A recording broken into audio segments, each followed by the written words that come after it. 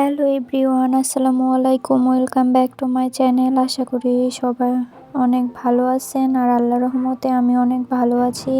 আর আজকে আমি আপনাদের মাঝে শেয়ার করছি মাংস পিঠা বা সংসার পিঠা, আপনারা যে যেটা বলেন সেটা।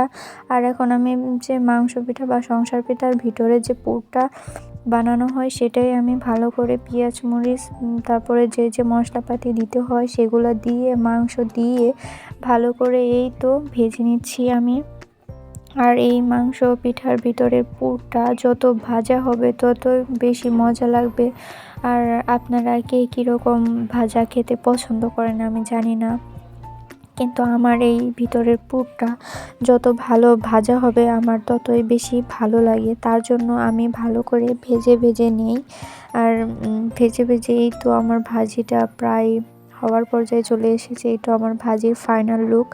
আর এখন আমি মাংস পিঠা বানানোর জন্য ভিতরে যে ডোটা রেডি করে এই তো নিয়েছি। দেখা যাচ্ছে কত সুন্দর আমার ডোটা তৈরি হয়ে গেছে। আর এখন এই যে আমি ভিতরে ছোট ছোট প্রথমে বড় করে রুটির মতো বেলে তারপরে এই ছোট ছোট এরকম করে ভিতরে পুরটাকে দিয়ে ভালো করে ভিতরে ভরে তারপরে সাইড দিয়ে ডিজাইন কেটে নিচ্ছি। এটা মানে যে যার ইচ্ছা মতো ডিজাইন করতে পারেন, যার মন চায় করবেন, যার মন চায় করবেন না, কিন্তু ডিজাইনটা করলে আমার কাছে বেশ ভালো লাগে। আর বাড়িতে যদি কোনো মেহমান আসে তখন যদি এই পিঠাটা এরকম সুন্দরভাবে ডিজাইন করা যায় তাহলে বেশ ভালোই লাগে। আর এই তো আমি পিঠাটাকে তেলে ভালো করে ভেজে নিচ্ছি। এই তো দেখুন পিঠাগুলো কত সুন্দর ভাজা ভাজা হয়। আর পিঠাগুলো খেতে বেশ মজা লাগে যখন মুচমুচে হয় না পিঠাটা, আর ভিতরের পুরটা একটু ভালো মতো ভাজা হলে পিঠাটা খেতে সেই মজা লাগে। আপনারা কে কে এই পিঠাটা খেতে পছন্দ করেন কমেন্টের মাধ্যমে জানাবেন। আমার কিন্তু বেশ ভালো লাগে আর আমার বাড়ির সবাই বেশ পছন্দ করে। এই তো দেখেন পিঠাগুলো কত সুন্দর হয়েছে, দেখতে কত ভালো লাগছে। একের পর এক আমি পিঠাগুলো দিয়ে ভালো মতো তেলে ভেজে নিচ্ছি।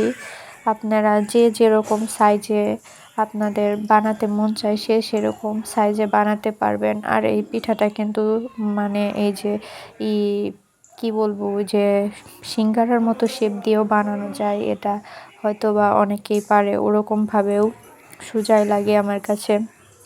এতে দেখুন পিঠাগুলো দেখতে কত সুন্দর লাগছে। পিঠাগুলো আমি একের পর এক ভালো মতো ভেজে নিচ্ছি। আমার বাড়িতে তো আজকে অনেক পিঠাই বানানো হয়েছে, তাও আমি এই তো আমার পিঠা দেখতেই পাচ্ছেন।